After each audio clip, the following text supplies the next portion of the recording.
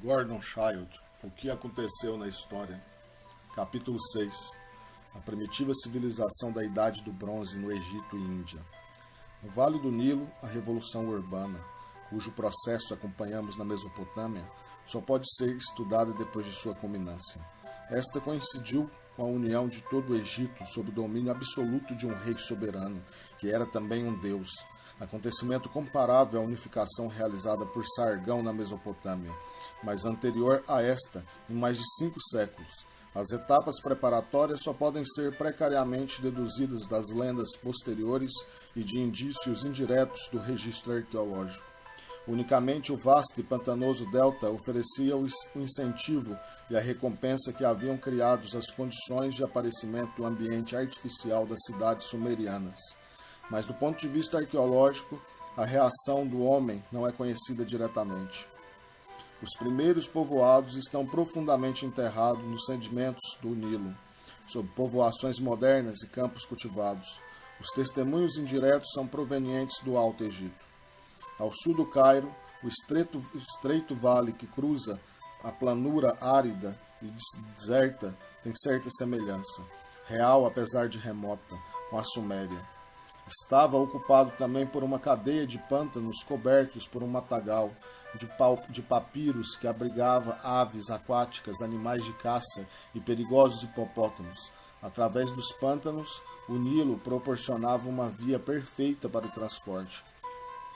Sua cheia anual, mais regular e oportuna para as operações agrícolas do que as do Tigre e Eufrates, rega automaticamente as terras que o esforço humano conquistou. No vale não havia madeiras de construção nem metais. Em compensação, o deserto oferecia de ambos os lados uma pederneira excelente para facas e machados. Entre os escarpados flancos do vale há faixas de deserto que se elevam sobre as cheias, e das quais se pode explorar o fundo pantanoso do vale. Nessas faixas estabeleceram-se os chamados egípcios pré-dinásticos, cuja cultura atravessa uma fase muito semelhante à das sociedades descrita em Merinde e Fayum, capítulo 3.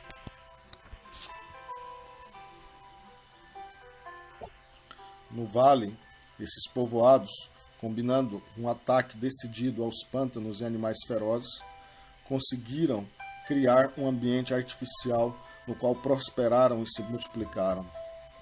Sempre agrupados em aldeias aparentemente autônomas, cada qual ocupada talvez por um clã totêmico. Mais tarde, os totens, animais, plantas ou objetos naturais dos quais se acreditavam descendentes, converteram-se nos emblemas e estandartes das províncias ou nomos em que o Egito se dividiu durante o período histórico. Nas fases mais primitivas, denominadas Badariana, Anraciana, os habitantes dos aldeamentos viviam ainda, em grande parte, da caça e pesca, mas cultivavam cereais pela irrigação natural e criavam gados nas pastagens. Para a navegação pelo rio, construíam grandes botes com feixes de papiros. A malaquita para pintar os olhos era obtida regularmente do Sinai, talvez através de trocas com os caçadores do deserto. Os aldeões conheciam o ouro e o cobre, talvez obtido com a redução da malaquita, que é um carbonato de cobre, mas consideravam o metal uma classe superior de pedra, sem apreciar as vantagens que conferia a sua fusibilidade. A conservação notável dos cadáveres enterrados na areia seca do deserto sugere a existência já de especulações particularmente vivas sobre a vida futura e marca o início da busca da imortalidade. A necessidade de um bom enterro foi sem dúvida motivo para a acumulação de bens excedentes e joias mágicas. Nosso conhecimento dos povos pré-dinásticos procede principalmente de seus túmulos, exuberantemente providos de vasilhas com comidas e bebidas, acessórios de caça e pesca, artigos de toucador e, sobretudo, de um conjunto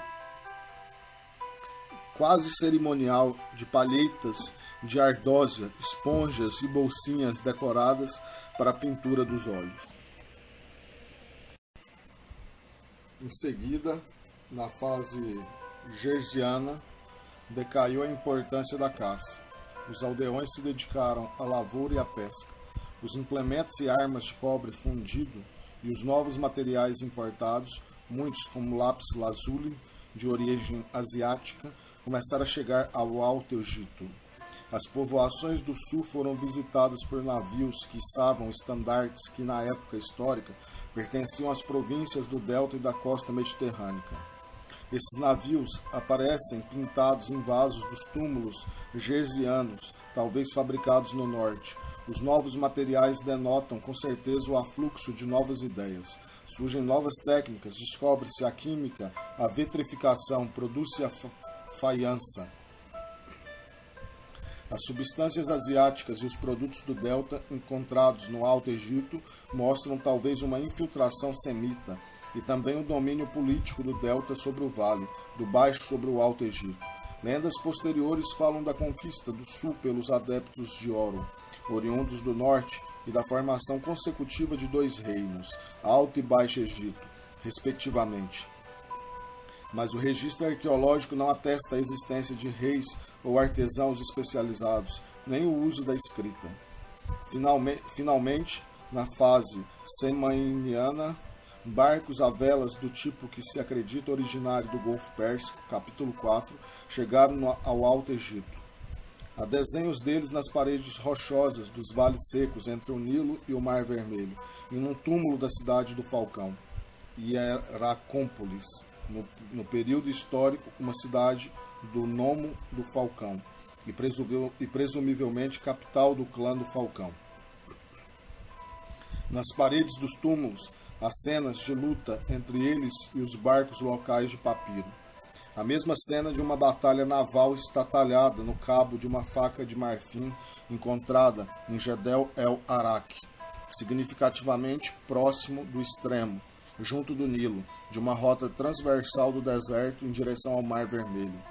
O reverso mostra uma figura cujos trajos são estranhos ao Egito. Os trajes são estranhos ao Egito, mas concordam exatamente com os mostrados por uma louça de basalto da cidade de Gendet-Nars, em Eresh, na Suméria. Além disso, na arte egípcia contemporânea, encontramos desenhos que em nenhuma outra época foram populares no Egito, mas no Tigre e no Eufrates, a partir do período Uruk.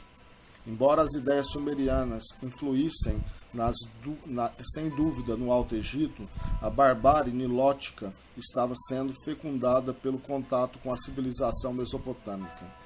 A mesma fase pertence a uma série de marfins e palhetas de ardósia, nas quais foram esculpidos animais em luta, versões mitológicas das lutas havidas entre clãs totêmicos e, em particular, das vitórias do clã do Falcão. Talvez esse clã ocupasse já a cidade murada que cobria 12 acres e meio e cujas ruínas mostram ainda a capital. Entre mentes, alguns túmulos se vão tornando cada vez mais cuidados e ricamente mobiliados. Na cidade do Falcão, um deles está revestido de tijolo e decorado com cenas pintadas. Um contraste cada vez mais acentuado entre túmulos ricos e pobres mostra a divisão da sociedade em classes, se não o aparecimento dos chefes. Tal contraste culmina com as chamadas tumbas reais de Abidos, no Alto Egito. A simples cova na areia, que servia de abrigo para os mortos pré-dinásticos, converteu-se numa grande escavação, no fundo da qual há um palácio em miniatura. Mede cerca de 8,5 metros de comprimento por 5 de largura e 3,5 de altura, em B10. Construído de tijolos e de madeira importada e rodeado de depósito e de pequenos túmulos para os funcionários da corte, que deviam servir a seu senhor até mesmo depois da morte.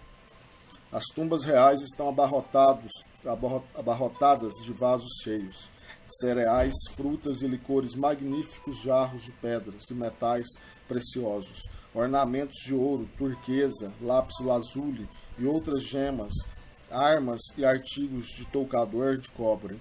Tudo isso comprova a concentração de uma riqueza extraordinária, existência de grande quantidade de artesãos especializados e hábeis, além de um amplo comércio exterior. e nas tumbas reais aparecem os primeiros documentos, o sistema de escrita. O hieróglifo tinha sido inventado. O registro arqueológico funde-se com o registro literário, e este explica o que aconteceu. Menes, chefe do clã do Falcão, identificado magicamente com seu totem, o Falcão Divino, Orum, conquistou o resto do Vale do Delta, unindo as aldeias e clãs independentes num só estado, quase poderíamos dizer numa só unidade doméstica. O chefe desse estado não é arrendatário de um deus, mas exatamente o próprio Deus, imortalizado pelos ritos mágicos que garante com sua própria magia e fecundidade dos rebanhos e plantações. Por direito de conquista, absorveu, com a terminologia canibalística adequada à barbárie, os textos dizem devorou, os totens locais, personificações das gerações passadas que tornaram aproveitáveis as terras, antes pântanos e desertos. Tal como o deus sumério da cidade, mantém domínio iminente sobre toda a região do Egito e tem direito a um tributo de oferendas e serviços da parte dos que a cultivam. Dessa forma, é o faraó, ao invés do templo, quem concentra em seu tesouro os produtos excedentes da terra. Um excedente que torna insignificantes as rendas de qualquer templo ou governador urbano sumeriano. O símbolo dessa concentração não é um templo. Existem templos dedicados a deuses locais e nacionais, mas por generosidade e com donativos do rei, e sim um túmulo monumental. Destina-se ele a conservar os restos físicos do rei Deus, assegurando assim a continuidade de sua obra mágica a favor do país. À medida que a população e a riqueza aumentavam, cresciam também a grandeza e resistência dos túmulos, até alcançarem o máximo com Quéops, Khufu, da dinastia 4. Sua grande pirâmide mede 250 metros lateralmente e se eleva a uma altura de 160 metros. Contém cerca de 2.300.000 blocos de pedra, cada qual pesando em média 2,5 toneladas. Os blocos eram extraídos do lado oriental do vale, transportados pela água durante a cheia e arrastados por uma enorme rampa de pedras até uma plataforma situada a uns 30 metros sobre o nível do rio, onde se erguem as pirâmides, uma tradição conservada pelo historiador grego Heródoto e aceita por Petri, afirma que a pirâmide exigiu o trabalho de 100.000 homens durante 20 anos. Mas os faraós empregaram parte dos grandes excedentes que controlavam de uma maneira que até os céticos modernos admitirão ter sido prática. O próprio Menes construiu a Muralha Branca de Mênfis, nova cidade localizada no vértice do delta. O rei da dinastia II fez-se descrever como dando a primeira picaretada para um novo canal. Os faraós enviaram expedições ao Sinai para extrair o cobre, apoiados pelo exército real. O Estado equipou e tripulou naves que velejavam para Biblos, rumo aos cedros do Líbano. Em fins da terceira dinastia, os navios de ultramar atingiram um comprimento de 56 metros, quando as dimensões mais comuns eram de 23 a 33 metros. Em seu caráter de chefes militares, os primeiros faraós organizaram um sistema de defesas fronteiriças que rechaçava os invasores asiáticos, líbios e núbios.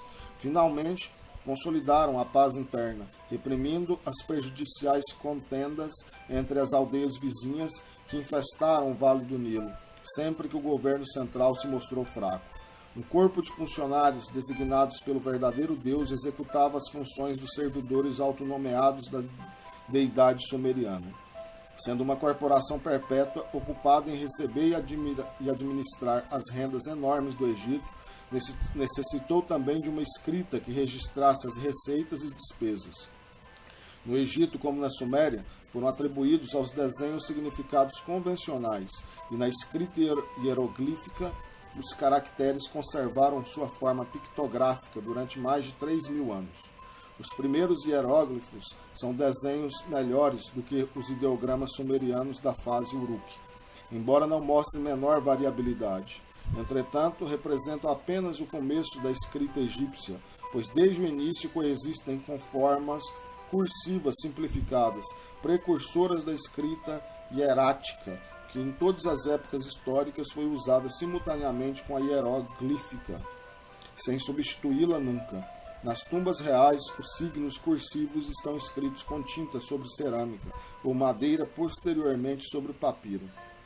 Os hieróglifos e suas formas cursivas são provavelmente ideogramas puros, mas como na Suméria, muitos adquirem logo valores fonéticos. Na realidade, alguns chegaram a designar não sílabas, como na Suméria, mas consoantes apenas. Os egípcios tinham, de fato, todos os elementos de um alfabeto, mas continuaram, como os sumerianos e os babilônios, usando signos ideográficos silábicos e consonantais ao mesmo tempo. Sendo assim, a escrita devia continuar um mistério, uma profissão especializada demasiado complicada para ser praticada simultaneamente com as ocupações manuais.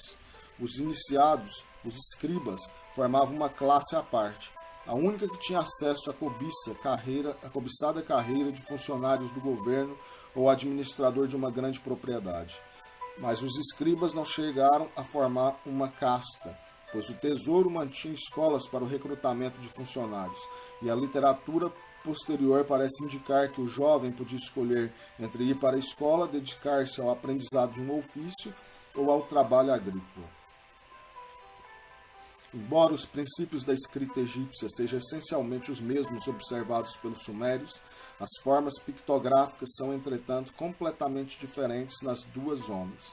Assim, pois, também os egípcios inventaram uma notação numérica baseada no mesmo princípio que a notação sumeriana, mas com uma base exclusivamente decimal, com signos diferentes para as unidades, dezenas e potências de 10. Pelas mesmas razões dos sumerianos, os egípcios tiveram de uniformizar os pesos e medidas, mas deram valores diferentes às unidades. Até para a divisão convencional do tempo, adotaram o princípio das horas de estação. Os dias e as noites eram divididos em números iguais de horas, cuja duração variava com as estações. Sendo um mistério, a escrita não era usada para a transmissão da técnica artesanal. Estando seus adeptos eximidos de toda tarefa manual, achavam-se também divorciados da ciência prática que se aplicava nas oficinas. Mas, tal como na Suméria, a revolução urbana havia criado ciências eruditas e pseudociências transmitidas pela escrita. Aritmética, geometria, astronomia, medicina, teologia, só nos chegaram os respectivos tratados a partir do segundo milênio. Mas pelos resultados alcançados e comprovados pelos monumentos, deduz-se claramente que os egípcios das primeiras dinastias já aplicavam com êxito as regras aritméticas e geométricas simples, ilustradas pelos exemplos dos papiros matemáticos posteriores. Vemos com isso que na aritmética os funcionários egípcios estavam atrasados em relação a seus colegas sumerianos. Também se limitavam quanto às frações, às partes, alíquotas, mas não tinham ainda disposto em forma de quadro os resultados das somas, a fim de formar outras tábuas de multiplicar além da primeira. 2 vezes 1, 2, etc. A multiplicação era laboriosamente realizada mediante o cansativo processo denominado de duplicação, que combinava a multiplicação por 2 com a soma. Na geometria, ao contrário, usavam fórmulas mais precisas, graças, presumidamente, a uma observação mais cuidadosa. Devido à importância das pirâmides no culto fúnebre, os escribas egípcios eram peritos em calcular o talude de uma pirâmide, para que o canteiro pudesse cortar com exatidão os blocos de revestimento. Tinham descoberto, além disso, a curiosa fórmula do volume da pirâmide truncada. 1/3 horas A ao quadrado mais AB mais B ao quadrado, sendo que a designa a longitude da base maior e B a longitude da base menor, que nunca foi usado na Mesopotâmia. Essa fórmula podia ser obtida pela medição, mas a aproximação egípcia a π, 16 nonos ao quadrado, muito mais precisa do que o 3 sumeriano, não é facilmente explicável.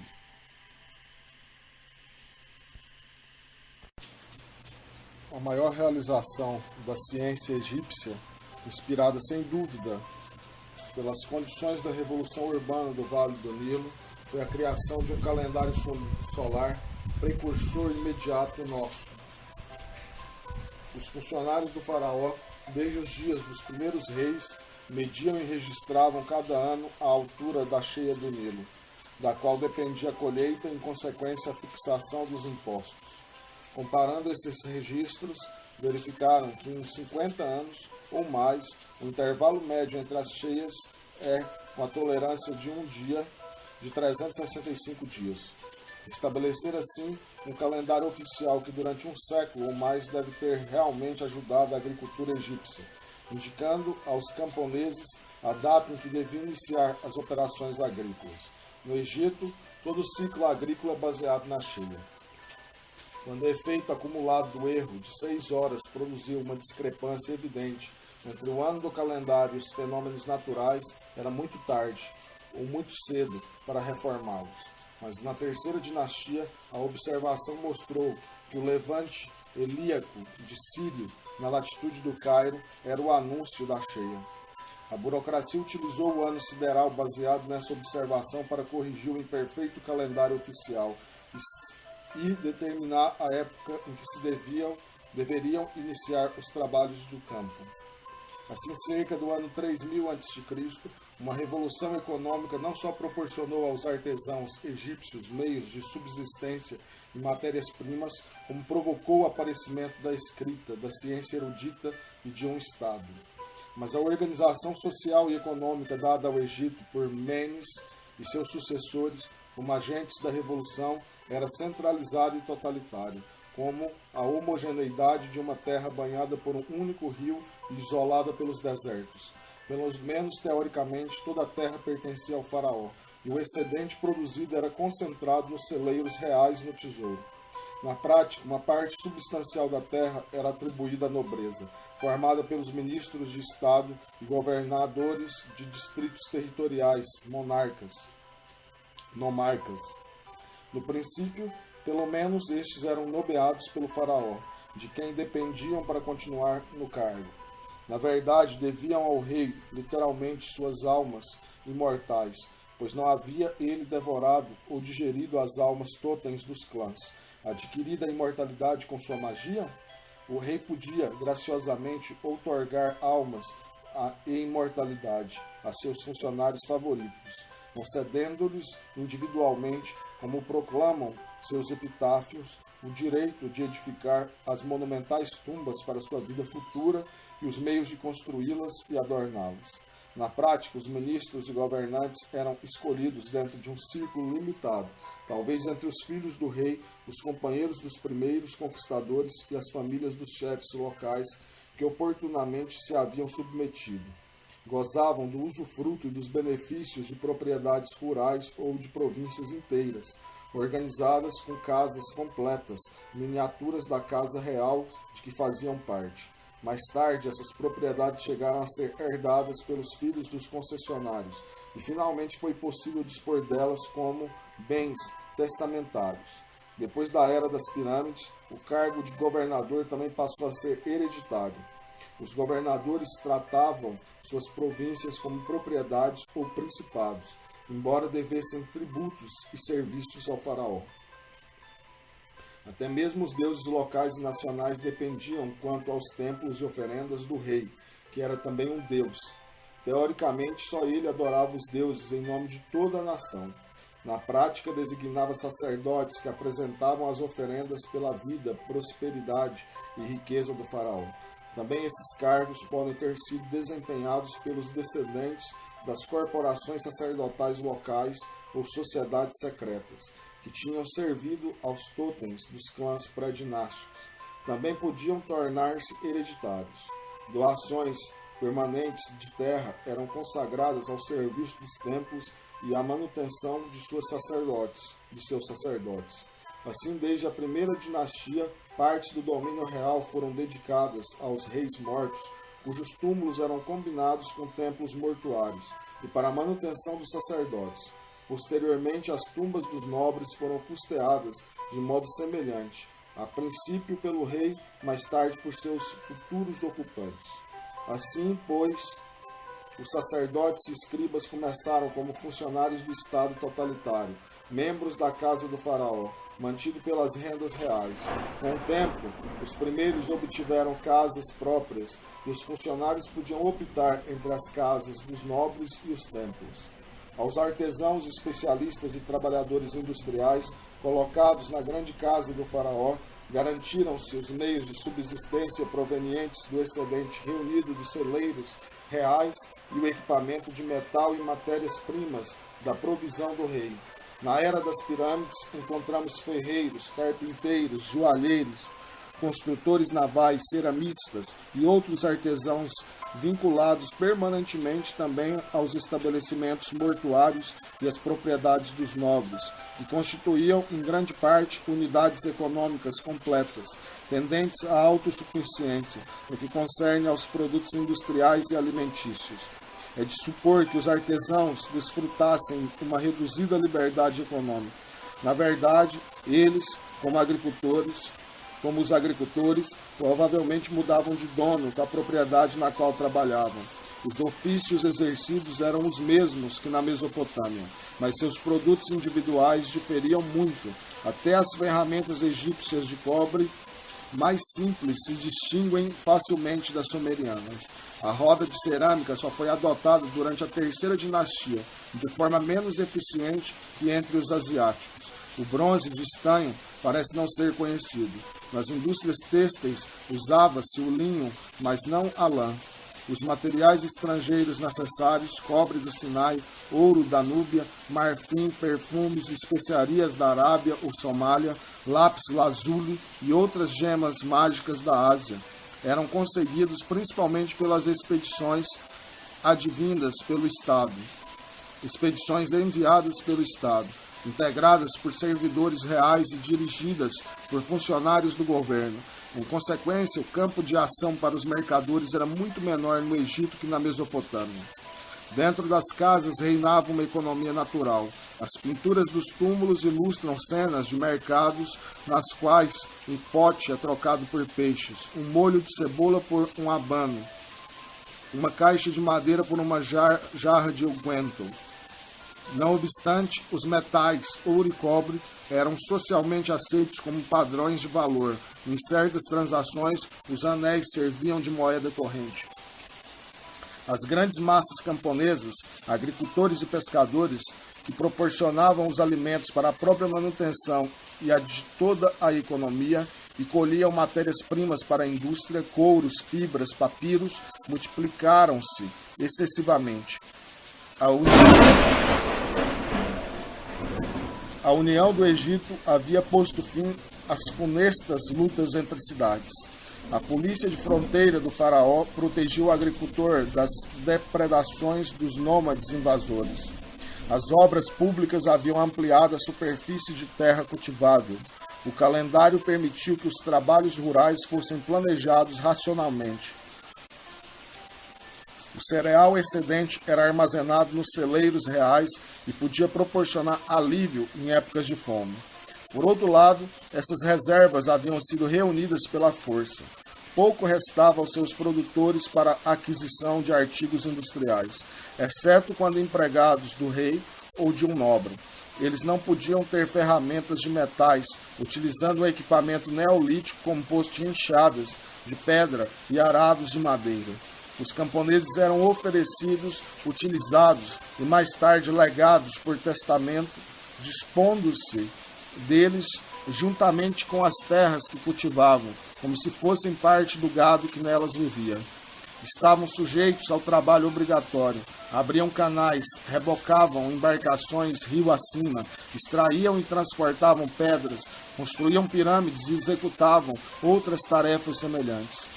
Quando afastados da produção agrícola, supõe-se que tenham sido alimentados e vestidos pelo Estado ou pelo nobre senhor, e talvez melhor do que um agricultor neolítico livre. De qualquer forma, no segundo milênio, o rei Sete I consigna ter dado a cada um dos 1.000 trabalhadores empregados na construção de seu templo 2 quilos de pão, 2 atados de vegetais e carne assada diariamente, uma túnica de linho limpa 2 vezes por mês.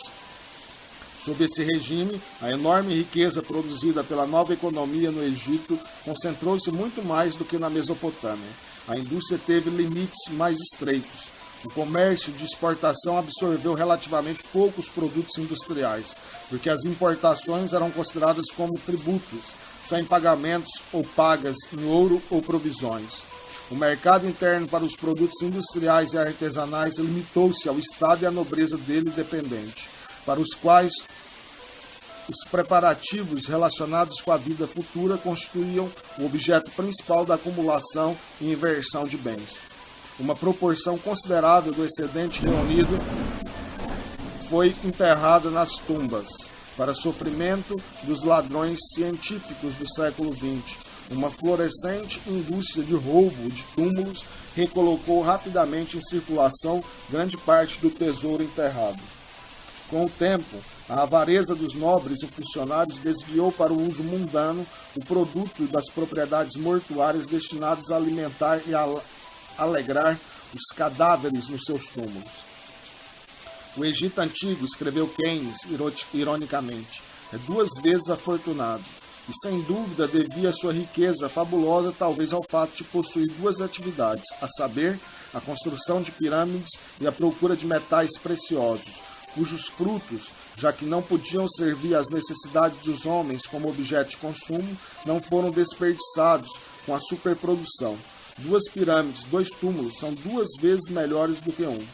Isso não acontece com 2 estradas de ferro de Londres a York. O auge dessas atividades foi atingido com as pirâmides dos faraós da 4ª dinastia. Nem mesmo as fabulosas reservas do fértil Egito podiam manter indefinidamente gastos tão improdutivos. O sistema econômico começou a oscilar. As grandes propriedades dos nobres tornaram-se cada vez mais completas em si mesmas, um recuo em direção à autossuficiência neolítica. Após a 4ª dinastia, puderam voltar-se também para a autonomia política. Cerca do ano de 2475 a.C., o antigo reino dissolveu-se na anarquia política e econômica.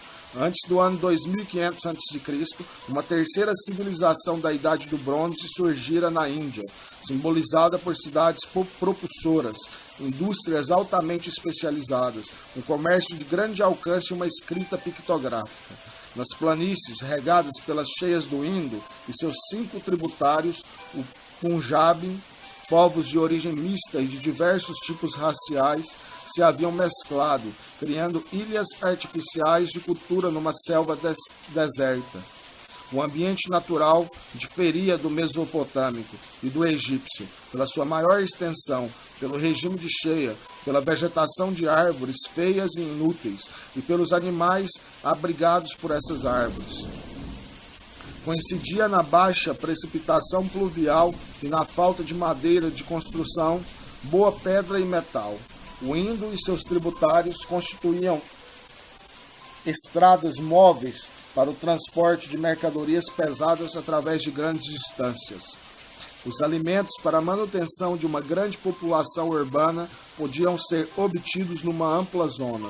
Num enorme triângulo que tinha 4 vezes a área da Suméria, limitada a oeste pelas montanhas de Beluchistão e Vaziristão, ao norte pelo Himalaia e a leste pelo deserto de Thar, reinava uma civilização tão uniforme como a da Mesopotâmia ou Egito.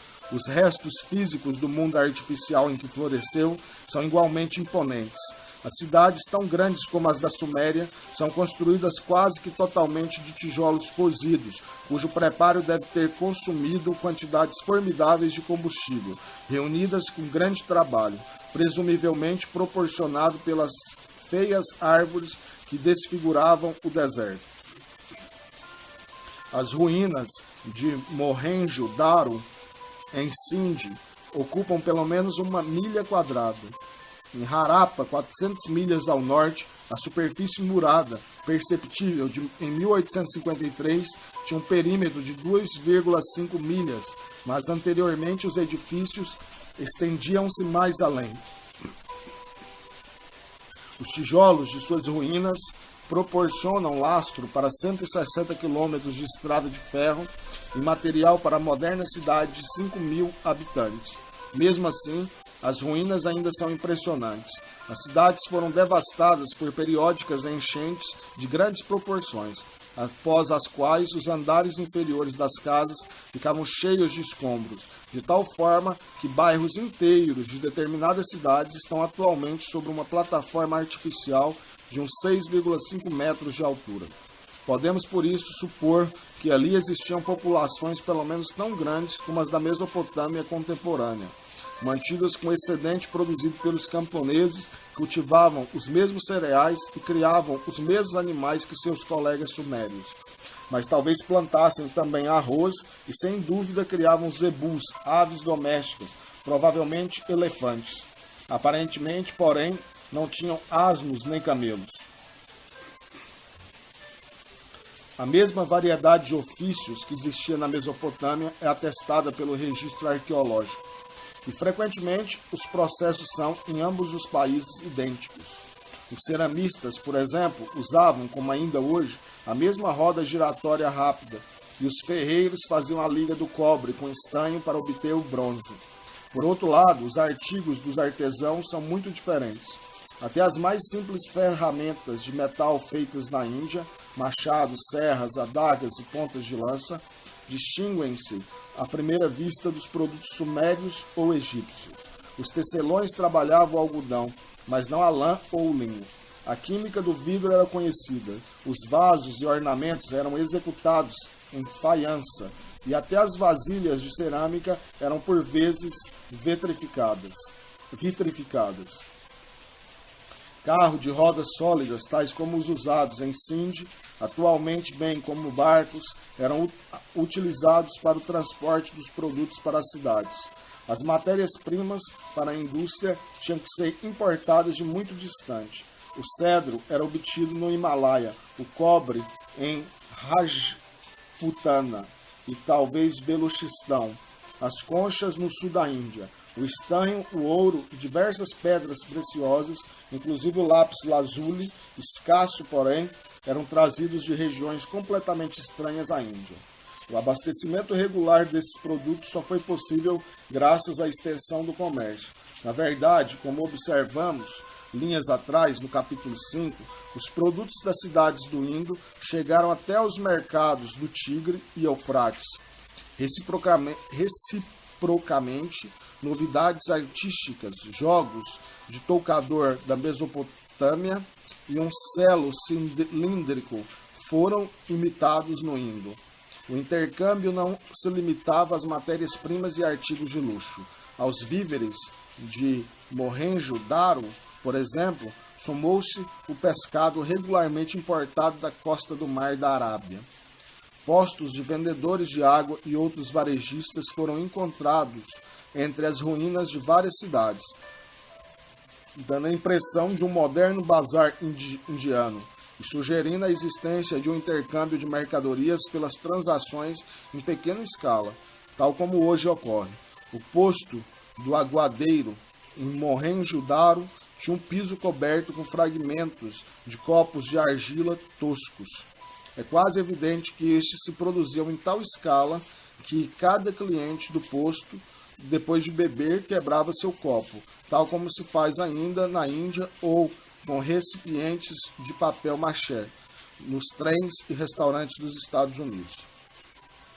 Parece lógico deduzir que os artesãos das cidades do Indo produziam em grande parte para o mercado. Não é possível determinar que forma de moeda se existiu, circulava e qual o padrão de valor aceito pela sociedade para facilitar o intercâmbio de mercadorias. Os depósitos adjacentes a muitas casas particulares espaçosas e cômodas mostram que seus proprietários eram comerciantes.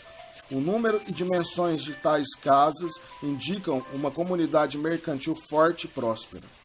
Também na Índia houve a concentração do excedente social nas mãos de um monarca divino, ou de uma pequena casta sacerdotal, como se pode deduzir pela forte cidadela murada descoberta no centro de Harappa, em 1944, à sombra da qual havia um enorme celeiro, medindo 50 por 19 metros aproximadamente. Em Mohenjo-Daro, um edifício que ocupava todo um quarteirão tinha uma piscina de natação revestida de betume, supondo-se um banho público. Casas amplas de 2 andares de tijolos cozidos, dotadas de banheiro e portarias, contrastam com monótonas fileiras de residências de barro de apenas 2 salas e um pátio, cujo espaço coberto não ultrapassava 19 por 10 metros. O contraste mostra, sem dúvida, a divisão da sociedade em classes, ainda que apenas em comerciantes ou homens de negócios e trabalhadores ou artesãos, segundo parece. Uma surpreendente riqueza de ornamentos de ouro, prata, pedras preciosas e faianças, vasilhas de cobre, instrumentos e armas de metal foi encontrada nas ruínas. A maioria desses objetos parece ter vindo das casas dos ricos comerciantes. Por outro lado, uma grande quantidade de ferramentas de cobre e pulseiras de ouro foi encontrada nos bairros operários, em Harappa. Há muitas ruas bem planejadas e um magnífico sistema de escoamento regularmente drenado mostra a vigilância de uma forma de governo municipal. Sua autoridade era bastante para impor a observação de planos urbanos e a manutenção de alinhamento nas ruas e avenidas, nas várias reconstruções que as enchentes tornavam necessárias. De qualquer modo, a sociedade do Vale do Indo criou uma escrita convencional e uma notação numérica de base decimal, padrões de pesos e medidas, diferentes dos sumérios e egípcios. A escrita era comum a toda a imensa província da civilização indiana. Seus caracteres são pictogramas convencionais, como as escritas primitivas hieroglíficas e proto-elamitas, embora diferentes destas. Os valores dos caracteres ideográficos ou fonéticos e os significados das palavras por elas transcritas são também conhecidos. Só nos restam inscrições breves, muito curtas para serem decifradas sem um dicionário bilíngue e constituem muito provavelmente exorcismo, principalmente nos selos que nunca foram usados para selar nada e talvez servissem de amuletos simplesmente. É certo que as letras não foram inventadas com esse objetivo, mas os documentos aos quais se destinavam inicialmente, cálculo, segundo se deduz pela analogia suméria e cretense, pereceram juntamente com o material desconhecido sobre o qual estavam gravadas. Com esse equipamento, os homens da Idade do Bronze do Vale do Indo puderam, e na verdade o devem ter feito, desenvolver uma ciência exata, igual aos sumerianos e os egípcios, e pelas mesmas razões imperiosas. Nas artes decorativas, por exemplo, o uso livre de quadrados inscritos em círculos secantes traçados a compasso sugere o estudo da geometria. Os resultados dessas ciências, porém, não são conhecidos diretamente. Pequenas figuras de mulheres feitas de barro, cenas nos selos e objetos de culto, principalmente grandes lingas e íones de pedras, falos e vulvas, permitem vislumbrar sobrevivências totêmicas de ritos mágicos de fertilidade e de deidades pessoais deles oriundas. Alguns dos ritos assim revelados anunciam, sem qualquer dúvida, práticas típicas do hinduísmo posterior. Este último apresenta certas deidades sob as mesmas formas que a arte do Vale do Indo. Essa imponente civilização pereceu totalmente em alguma catástrofe inexplicável. Apenas nos últimos 20 anos, os arqueólogos os desenterraram do esquecimento completo. Sua antiguidade só pode ser determinada pela importação dos produtos do Indo pela Mesopotâmia, durante o 3º milênio. Não obstante, como os produtos do Indo eram importados pela Suméria e Acade, e cultos daquela região eram realmente celebrados ali. Capítulo 5. Essa civilização esquecida deve ter contribuído de forma direta, se bem que indefinível, para a tradição cultural que herdamos na Mesopotâmia. Além disso, as tradições técnicas dos artesanatos da Idade do Bronze, pelo menos dos ceramistas e carpinteiros de carros, persistem localmente até hoje. As modas do vestuário existentes nas cidades do Indo ainda são observadas na Índia de hoje. Seus rituais e deidades têm raiz nos cultos reproduzidos pela arte pré-histórica. Assim também sua ciência e, através dela, a ciência ocidental podem ser consideradas como devedoras em proporções imprevistas da ciência pré-histórica. Sob esse ponto de vista, a civilização da Idade do Bronze da Índia não pereceu inteiramente, porque sua obra continua muito além do que podemos saber.